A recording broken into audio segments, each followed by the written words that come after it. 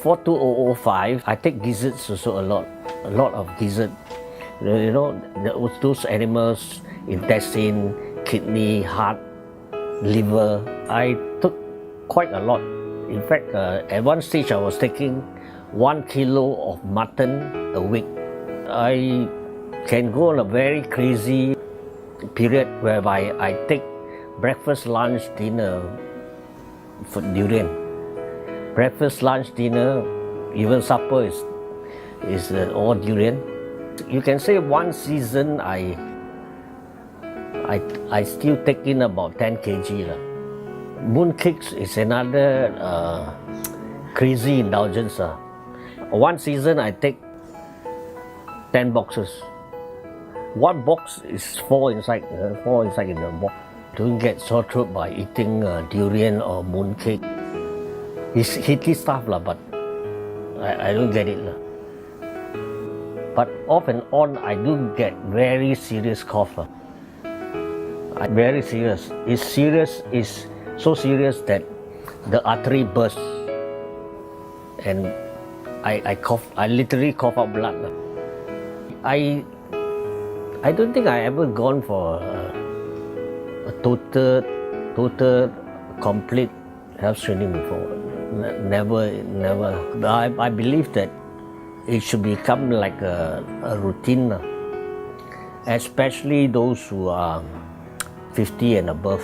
I think health screening is important, but normally I feel like, don't know, I feel very scared to me when don't know, I think maybe die xi sua, you know, in Chinese, but not now lah. Maybe another few years or another 1 year later lah. See how first. Normally people will say, oh yeah, you must go and do. But when up to your own experience, you will feel like, wait lah. But that wait is quite a while lah. Most of us would acknowledge that there is a need for that. But when you come to the actual discipline, it's another question altogether. Especially when you are young, my attitude was eat and face the consequence later. Eat now, and whatever consequence there is, just face it. But of course, having said that, I think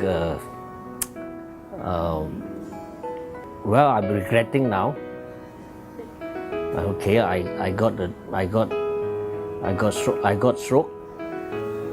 I got high cholesterol. I got hypertension. Of course, I'm regretting now. But could I have resisted the temptation back then? I don't think so. I see the mutton around. Can I resist the mutton? I see the durian. Can I resist the durian? I see the mooncake. Can I resist the mooncake? I will say the answer most likely is no. I have known John Wong for about 10 years, and during this time, in this 10 years, I realized that he is not a very healthy person. He eats obsessively, which means to say things that he likes, which is mostly unhealthy food. He will eat a lot. For most normal people, we would eat unhealthy food intermittently, but for John, it was more like a daily event. John had his first aneurysm in January of 2012. It was bleeding in the brain. It was relatively mild. As a result, he recovered from it very quickly. Even though it was mild, he had to spend like 3 weeks in hospital. On the day when he was supposed to be discharged that morning, he had his second aneurysm. The second aneurysm was when he went in, when he did a brain scan, they detected there were 2 bulges in his arteries. And when the second aneurysm happened, the doctor wasn't sure whether it was the old one that bleed again or it was a new one. And it was detected that the new aneurysm, the second bulge has erupted. Okay, the second bulge was a very small bulge. It was the 3.5 mm. And the doctor thought it was safe for him to go home to recover from his first aneurysm before they would do something to the second one. You can call it fortunate or unfortunate. Unfortunately, it burst, but it was fortunate enough that he was in hospital. Even though it was a very small aneurysm, the bleeding was very excessive. It was very, very global, which means to say that the blood spread all over his brain. As a result of the second bleed, it was called after that, but because it was such a massive bleeding, the doctor had to put him into an induced coma, which means to say that his brain activities has to decrease to help the brain to self-heal. He was in this state for more than a week, and in between he had spasm. It was a case where the arteries went into spasm. As a result, if they don't do anything, he would be brain dead. There was a lot of uncertainty as to whether he was going to fully recover or whether he was going to be, or the road to recovery would be very long. Amazingly, he pulled through it, and what we thought was like a 6 months recovery period, he was discharged. After he went to Alexandria Hospital for rehab, he was discharged 3 weeks later.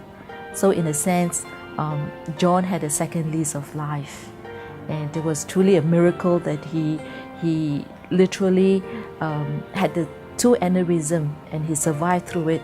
Not only did he survive, he did not suffer major or in this case not even some minor disability. Most of us are sucked into the rat race.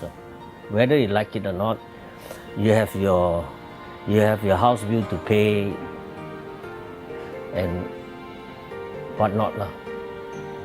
Most of them, they have a housing loan to pay, a car loan to pay.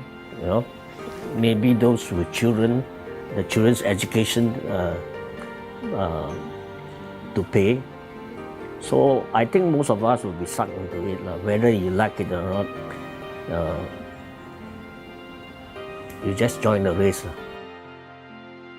In today where we are with internet and with the knowledge so easily available, we can actually find out what is happening to our own self, and a proper screening would determine, you can take the report home, you can go back and you can Google, what is wrong, or how safe are you from the safe limits and stuff like that, to have a better understanding of your own health, rather than just the doctor telling you you're fine, you're okay, and I think it's good that everyone is in control of their own health.